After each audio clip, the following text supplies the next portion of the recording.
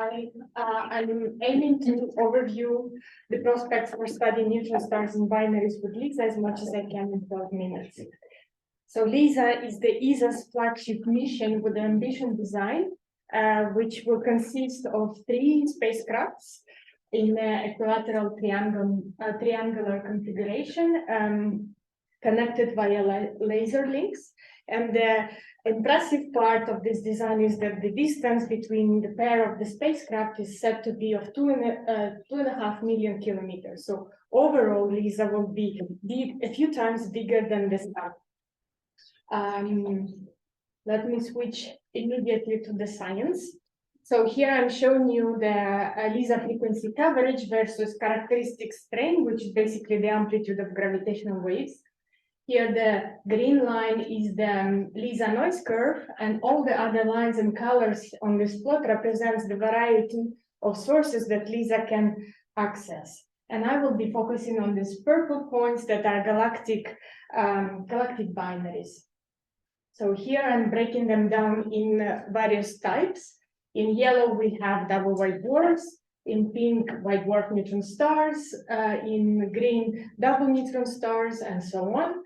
And here I'm quoting for you the expected numbers of detections from the isolated binary evolution and from the clusters.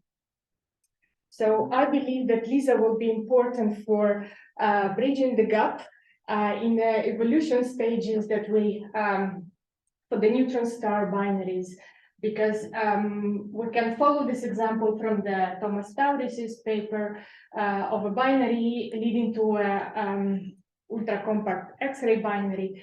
So in the midlife of these binaries, we observe them at frequencies below 10 to the -5 hertz, which is many days.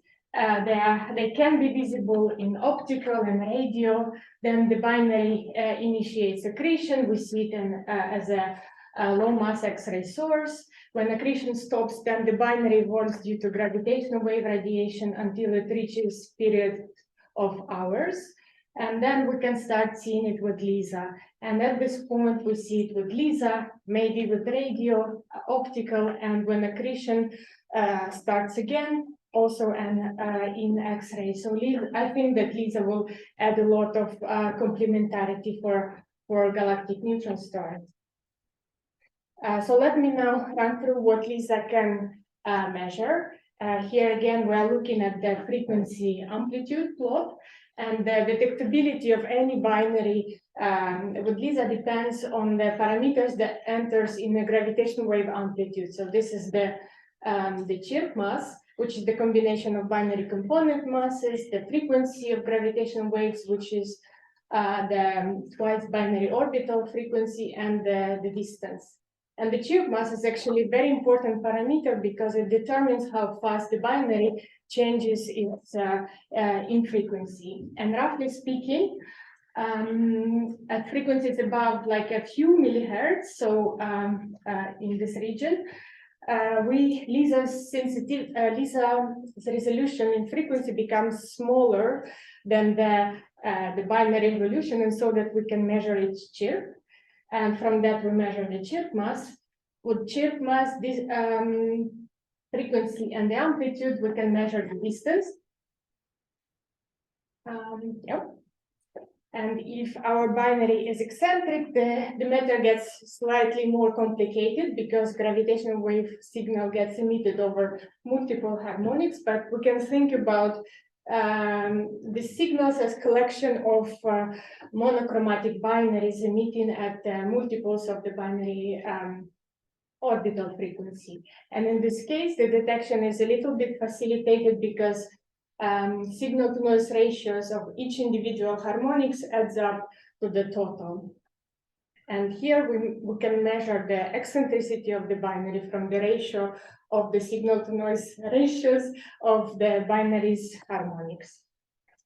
So just to give you some specific numbers, we will be measuring frequencies with the fractional error significantly better than 10 to the -6. That's roughly milliseconds or better. Here I'm showing you the contours for the chirp mass fractional error of 10% and eccentricity, again, 10%. In frequency, eccentricity parameter space for a representative double neutron star. So as I mentioned, you measure these parameters, the chirp mass and the eccentricities at frequencies higher than a millihertz or so. And then the sky localization for LISA galactic binaries is estimated to be of a few of degrees square, let's say. So now I would like to show you some science highlights that involve binary neutron stars. So first of all, we measured position on the sky and binary parameters. I bet theorists will have a lot of fun in understanding the formation pathways and environments of these binaries. And in some cases, like for binary white dwarf neutron stars, we will also be able to say whether white dwarf or neutron star formed first. And here I'm showing you two main formation channels that Sylvia Tonen found in her study of white dwarf neutron star mergers. So in the first one, we have a white dwarf that forms first, and consequently, the resulting binary contains young non-recycled neutron stars in an eccentric orbit because of the neutron star natal kick. And in the second channel, we have the neutron star that forms first and white dwarf forms second. And because of a few mass transfer phases succeeding the neutron star formation, we expect the binary to contain a recycled spin-up neutron star in a circular orbit. So by measuring eccentricity in these binaries, we may be able to tell which component forms first. Then, by looking at the global properties of the population of white dwarf neutron stars, we may be able to tell about or to infer the physics involved in the binary evolution processes. So here I'm showing you again white dwarf neutron star models from Sylvia Tonen, in which we varied the common envelope prescription, its efficiency, and the neutron star kicks. And what I found is that the chirp mass distribution is sensitive to the common envelope efficiency, as you can see from this top few model and the bottom ones.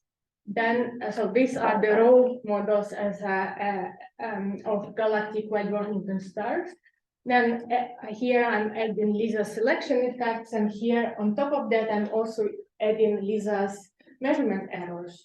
So you can see that this distribution gets very broad, but the main features of the peak of the distribution remains in the correct place. So we can use it then to infer the underlying model from the LISA data.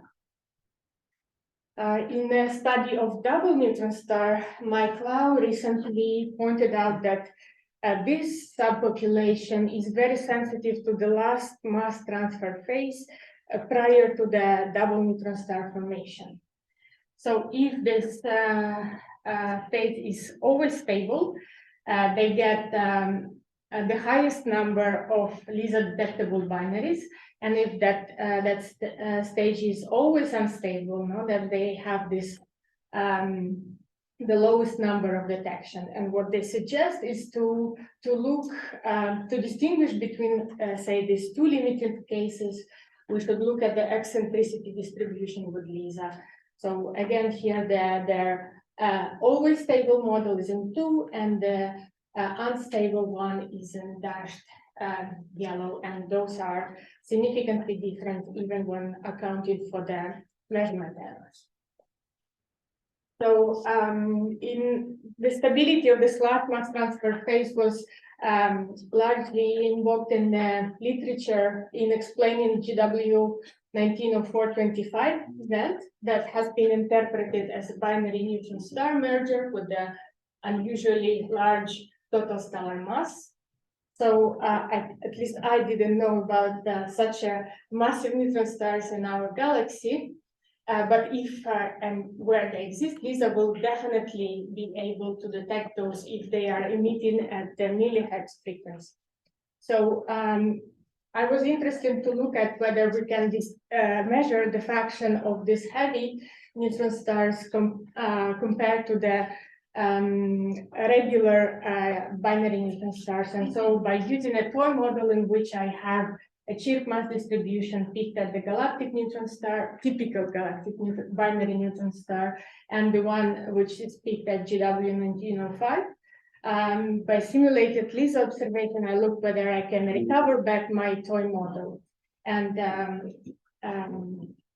specifically, I look at the relative fraction of this of these two subpopulation, and what I found that regardless of the true fraction,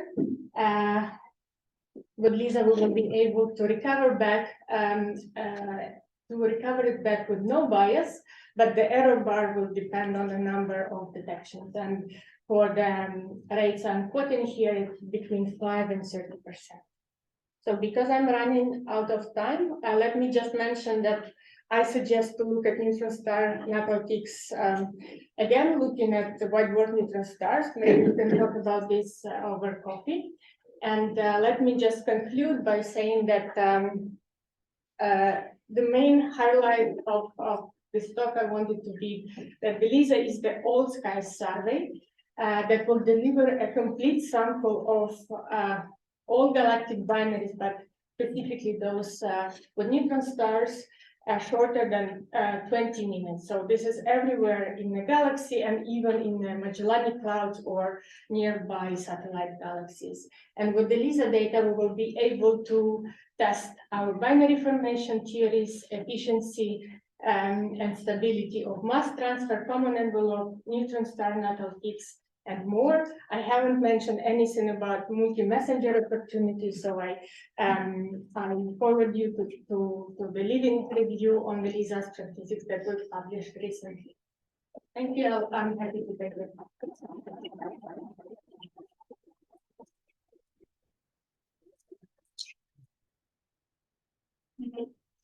So you showed that for eccentric systems, you have a higher power, higher harmonics. So what happens if you have a system where you're only able to detect some of these harmonics and not all of them? Can you still constrain eccentricity and chirp the same way?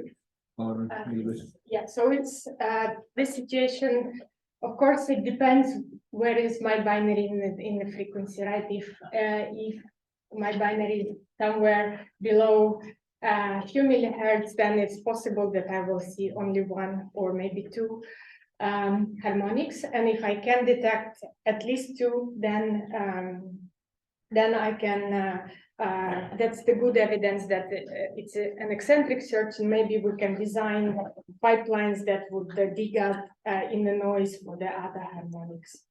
Yes, in theory, at least two harmonics are required to measure the eccentricity.